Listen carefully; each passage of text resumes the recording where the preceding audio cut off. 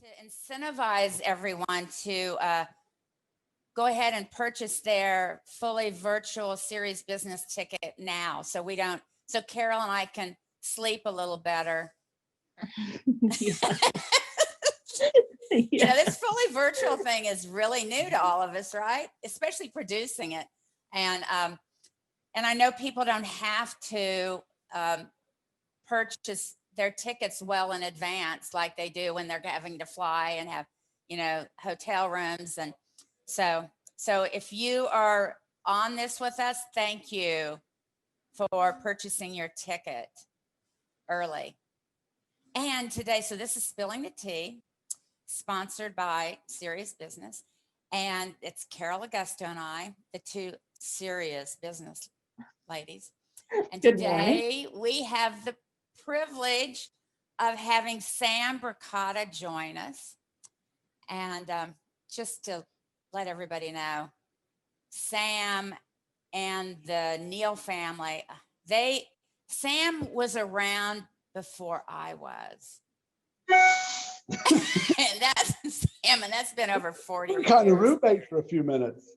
So anyway, I would introduce you, but part of this format is we want to hear what people may not hear. I want you to introduce yourself by, you know, telling us a little bit about your journey and bringing us up to where you are today.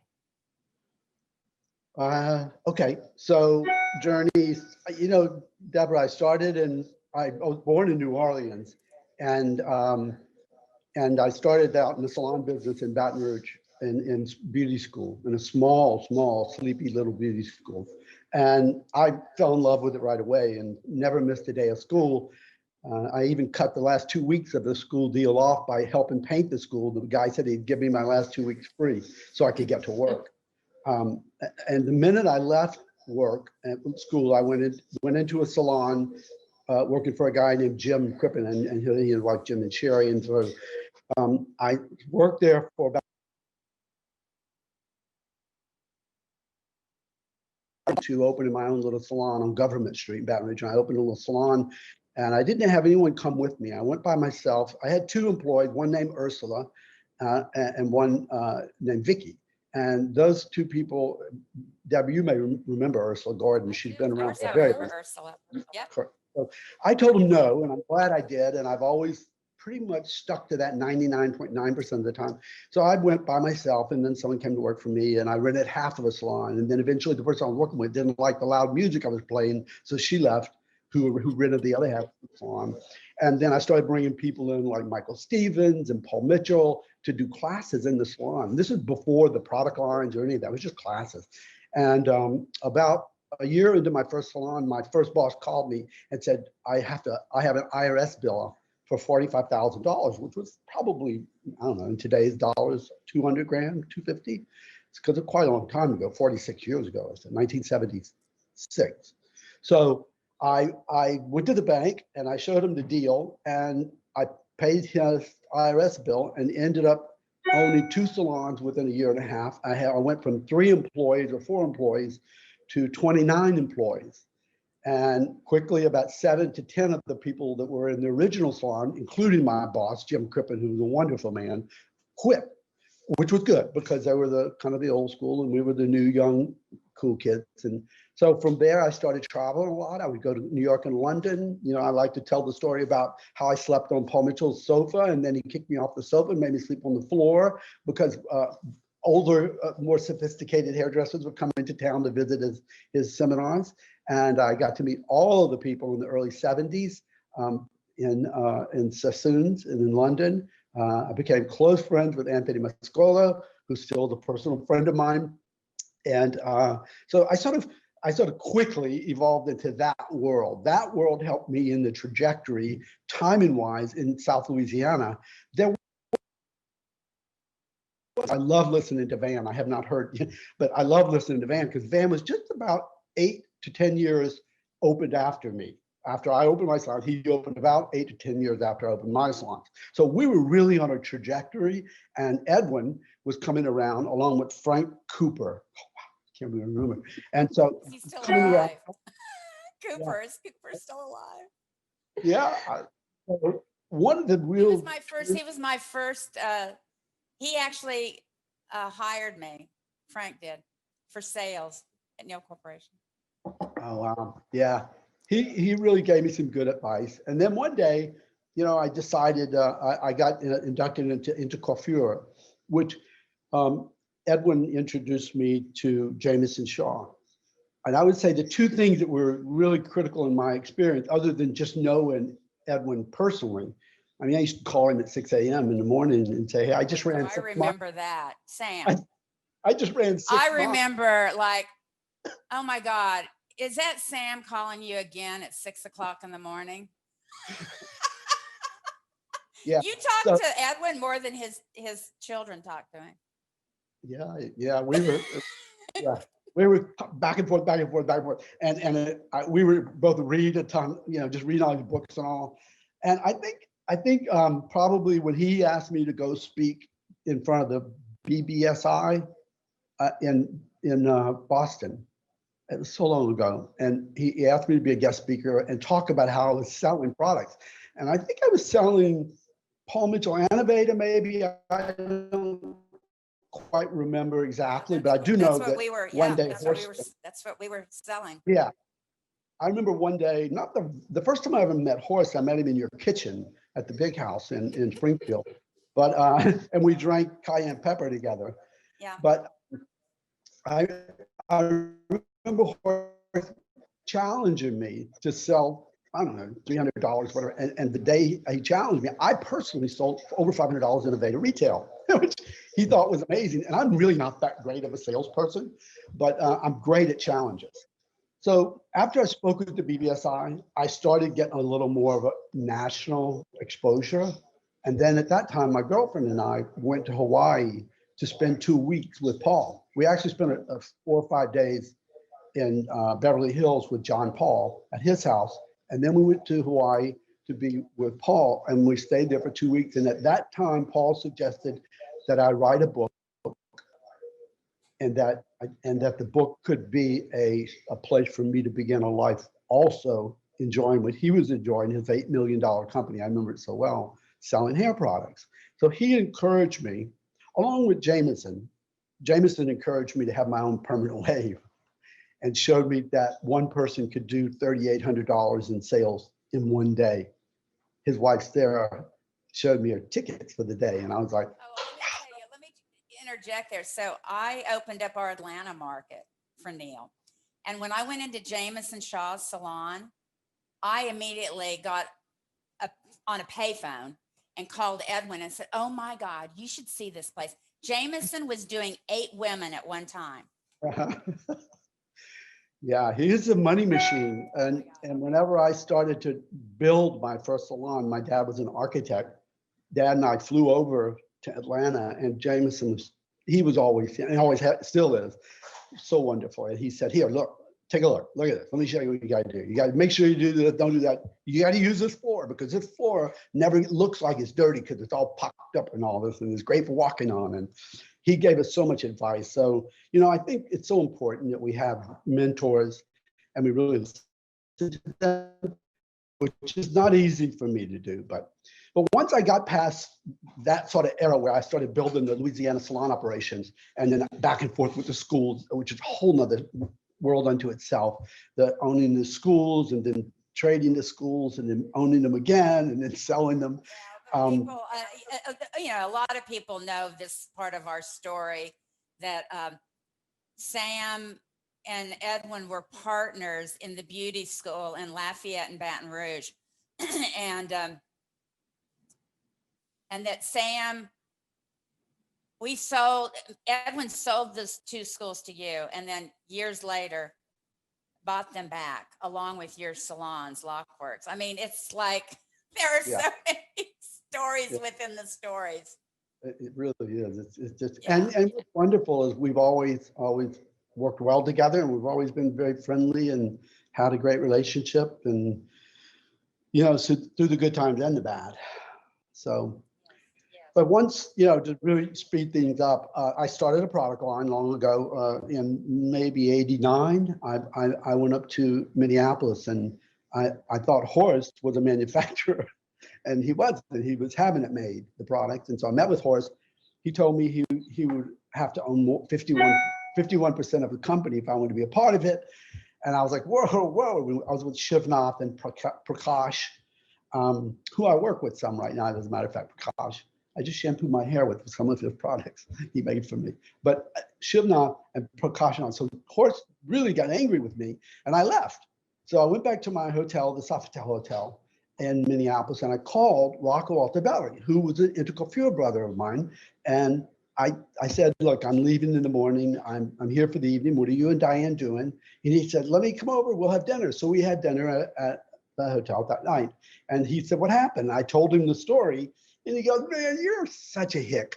He said, you're such an idiot. He says, Horse doesn't make any of that stuff. Now, of course, Aveda does make all of their products now and has for many years. But at that time, we're talking, yeah, yeah, when there were 89. 5 products.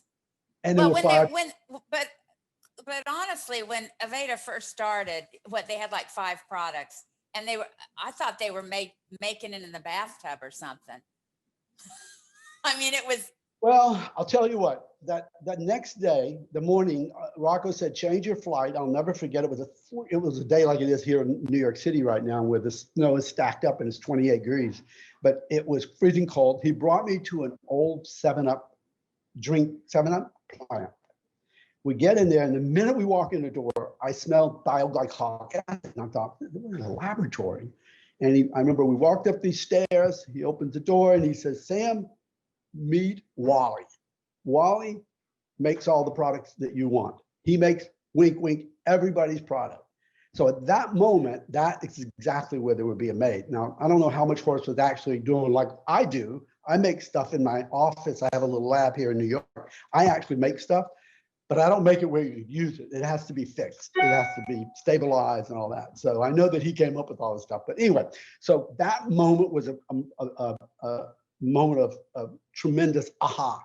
And there have been several moments along the way that either directly or not directly related to Horace. I had these aha moments and I saw the world much bigger and I thought, wait a minute, then I should try to do what my friend Paul had suggested do. And that's how I got down that rabbit hole and down the path of making products.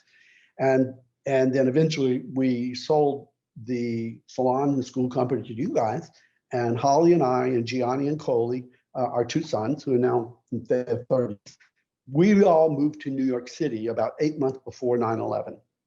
And I basically, all I did was toured New York City for 4 or 5 years and hung out and did work on my product lines some. But then I decided one day, because I got a phone call, actually, someone said, would you like to get back in the salon business? And my first response was, well, of course not. And then I said, well, it is getting a little boring. So I said, yes. So we took over in the summer of 2008. Holly and I, and when I say Holly and I mean really and truly, she and I have worked 70, 80-hour days for a long time. We took over the salon down in Soho, and it was very difficult. We were barely getting 18 or 19 people in the door. But, I think when we sold Lockworks, we had almost 180 employees and 17,000, 18,000 customers a month. I knew what it felt like, and I knew what that experience was like. We didn't have a clientele in New York City. I never done hair in New York City other than seminars a little bit. So that's when we started in the salon business again. And slowly. I have a question about this part of your story, because it really kind of brings us, it's kind of relative to today in a few ways. So how did you keep yourself motivated? And I mean, what was it where you went from, you were building a business in a city that, is one of the most difficult places to build a business in New York City. How did you have the resiliency or the courage or whatever to do that? I'll tell you two things. Like this morning around 4 a.m. or so, and this, if you're going to be an entrepreneur, it's 24/7. So obviously, so at 4 a.m. I woke up and popped in my mind. Holly and I have two relatively important things going on in our business life. And I started thinking about them. And then I thought a little bit, and I went back to sleep. And then I started thinking about this conversation, how that thought related to this conversation. And part of it is that part of being resilient is you have to create habits that support the perpetuation of being able to get up in the morning and say, I want to do this, love doing this, and I'm going to continue doing this. Because you really genuinely have to have a passion, not just for the doing hair, but you have to have a passion for what you believe about what you do, the people that work with you, the customers.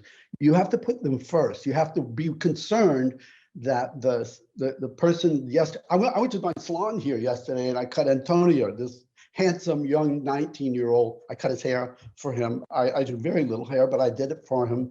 And I was in the salon. We're working 7 days a week now, 12 hours a day to keep the place open. And I love that. So Deborah, what I do is I constantly think about how am I going to get to that next level and keep pushing forward and learning and growing. I was reading the book this morning. So I wake up and try to do things that keep me focused. And I do a lot of looking back. I think it's important to look back, but not to dwell on it, because if you dwell on it too much, you're gonna lose your vision of the future. I think money's really important, way more important than people realize, because it's like fighting a war, it's like fighting a war with no dry powder. You're not going to win if you don't have the ability to load your gun. So a lot of people put too much on the line too fast, too early, and so they get so beaten down that they just give up. And I can tell you, I've been really beaten down a few times, and it's extremely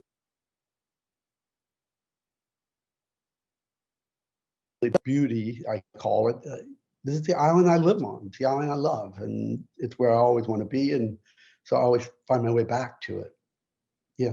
Does that answer your question? Yeah, no, it does, because it's like, a lot of us, this last year, I mean, it's sometimes easy to lose your way or forget why you're doing this, because there's been so much challenge. And, so how do you keep yourself moving forward? Well, I have a couple of rules, and I added a new one yesterday. I have this SPR, the letter S, the letter P, the letter R. I've used this forever and ever and ever. I learned it from a guy named Marty Jackney. And S stands for stimulus. So I would think of stimulus in two ways. One is COVID happens. There's that first wave of response, which I don't know about you guys, but for Holly and I, sitting back on the sofa for a week actually was kind of a nice break, because we just literally work a lot. And so, but then that stimulus has continued to pound us. So then you jump to the R and you go, well, what am I going to do? And how am I going to make sure that, and being the owner and leader, I've got to do this on behalf of everybody, all my team members, all of our customers. So how am I going to do this? And the P is the pause. And the success of how you respond is based on the quality of the pause. Sometimes you'll see you see these TV movies where they're the people, they're fighting or whatever, and all of a sudden someone will attack someone that's like a superhero.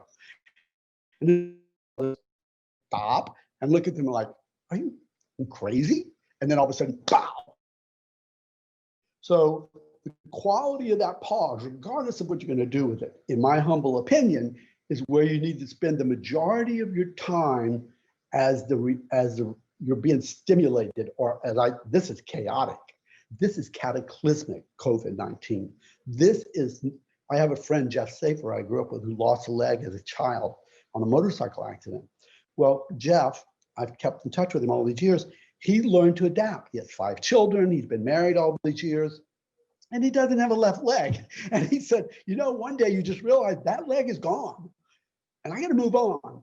And so for me personally, it's always pulling back, getting inside of the pause, getting inside the calm, and say, remembering I really like me.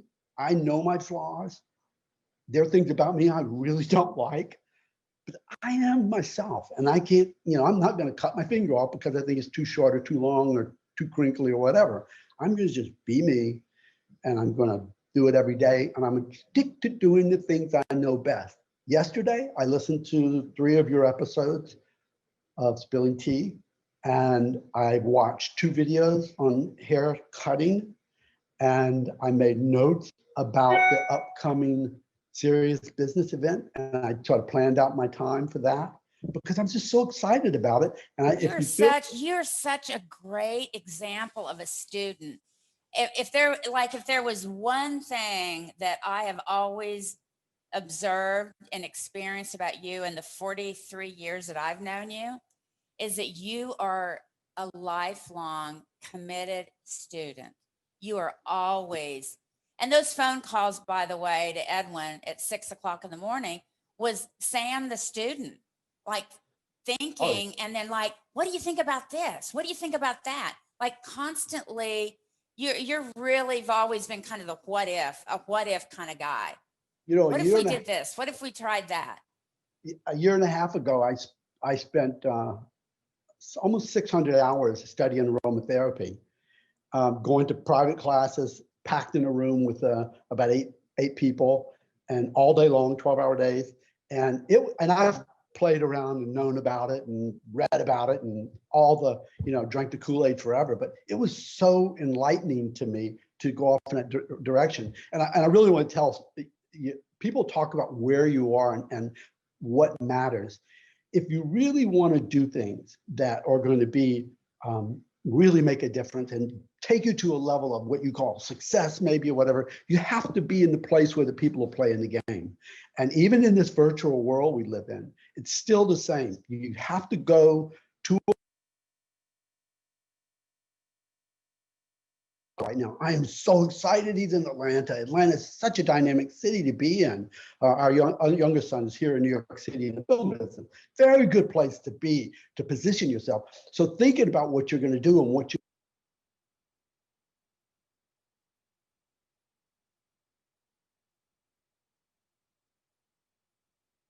but I need to be there. And if I just want to tell everybody, about 5 years ago, I walked away from my old product company, which had my name on it, which is still out there. And I decided to start from scratch. And we started literally hand pumping and making a shampoo. It was actually a co-wash in the back room of our salon in Soho in New York City. And we did the labels and the design. We trademarked the names. Holly's become a master of trademark. We built these beautiful products, and slowly, then we added an oil that I learned from reading. I hadn't gone to my aromatherapy yet. And then we added one other product, the detangler. Anyway, we made these 3 very cool looking garage band. Anybody could do it pretty much. And we just put on the shelves and started selling them. So about 2 years ago or longer, one of our customers comes in, and it just so happens he's globally involved in the world of cosmetics. And he said, "What are you going to do with these?"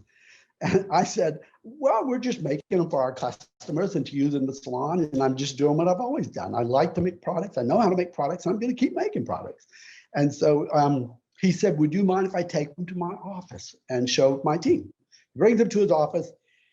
He calls me back a few days later. His office was 5 blocks away. He said, "Can you and Holly come over and talk to us?" So we go over, we talk to him, we sign an NDA agreement and just have some discussions about business.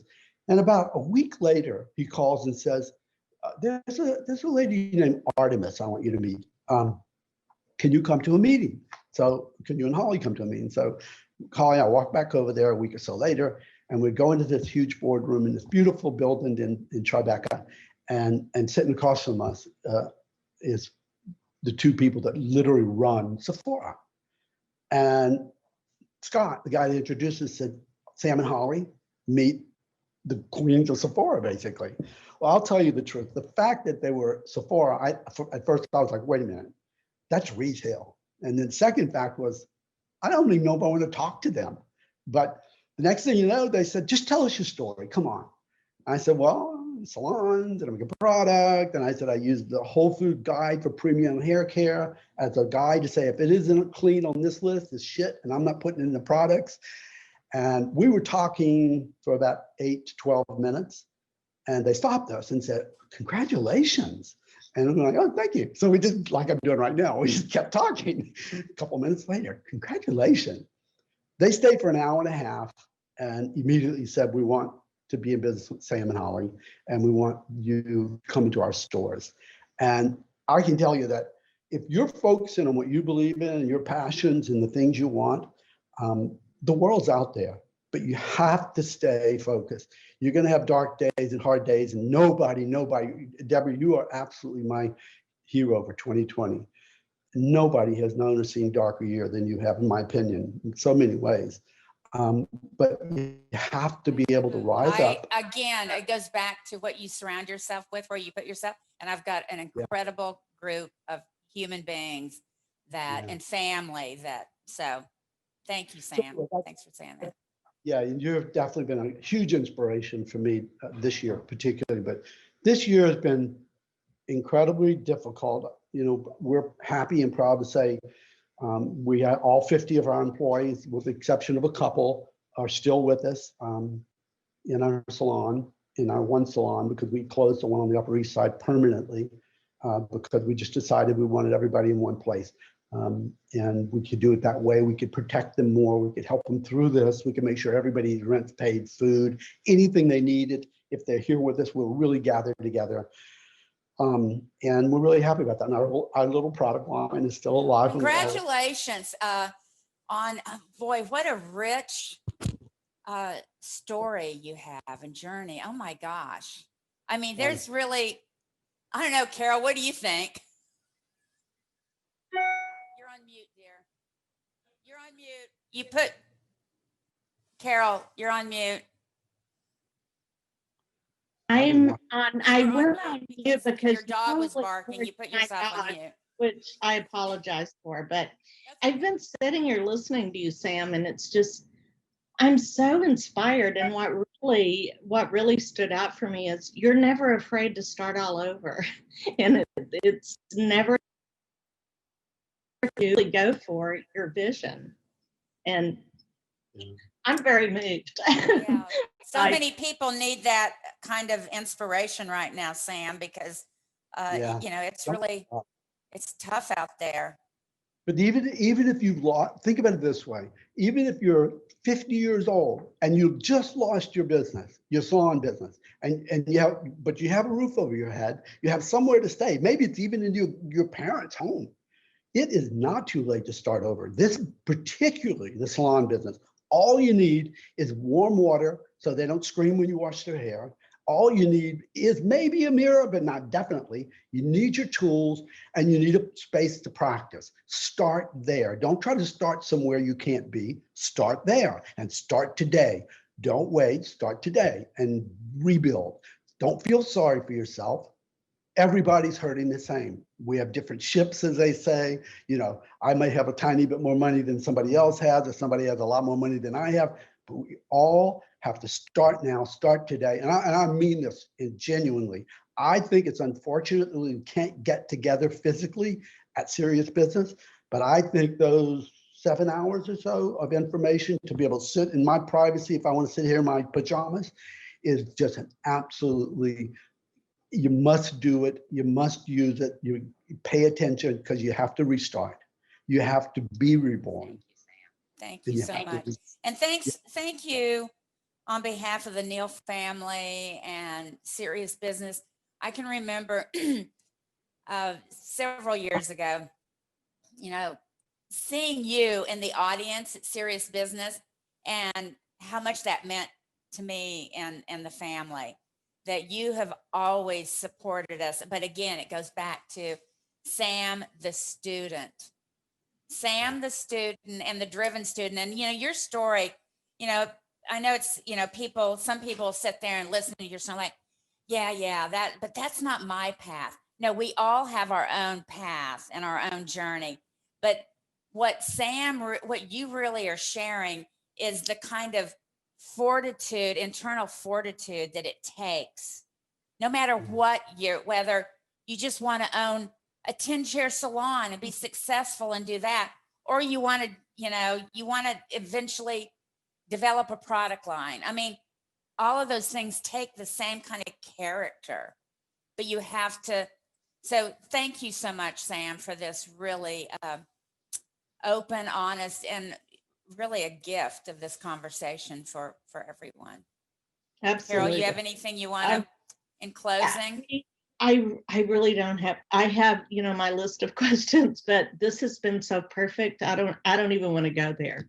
I want to thank you for sharing this. It's really selfishly. Sam, if you're interested, one of the options that we have for salons that have multiple people like you have is that we could set it up so that every one of your staff members could participate in serious business. Well, and if you're interested in that, that's an option.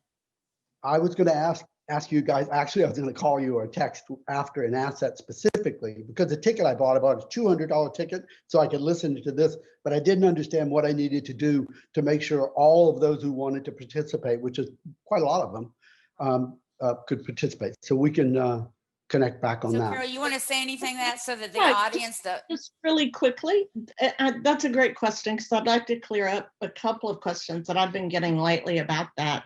The team ticket was really created so that serious business has always been about making an impact.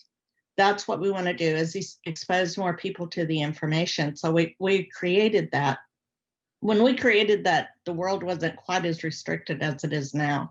But gathering in a really safe way is what people are doing. There's one, you get one login link. So it's not a link that you can share with the rest of your team. In order to do that, you would need to get individual tickets.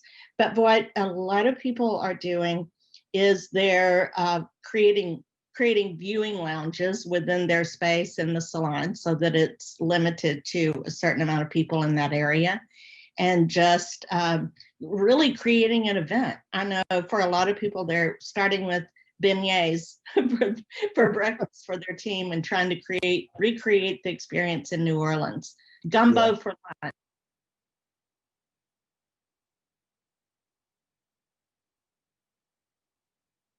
To the Cafe Du Monde when I was 3 weeks old with my parents. Hey Sam, in closing, do you remember the hair show? I'm sure Ross remembers. Remember the hair show in Baton Rouge where you were, I can remember you were like such a rock star. Still are, but you were like literally a hairdresser that could sing and dance and play the air guitar. And I remember the fire marshal. We had standing room only in that ballroom, and the fire marshal came and shut us down. Do you remember that? I do. So many great memories. Anyway, so many we love you, Sam. Thank you. You're such a gift. Love you. Thank you. Signing off. Have a good one. Bye-bye.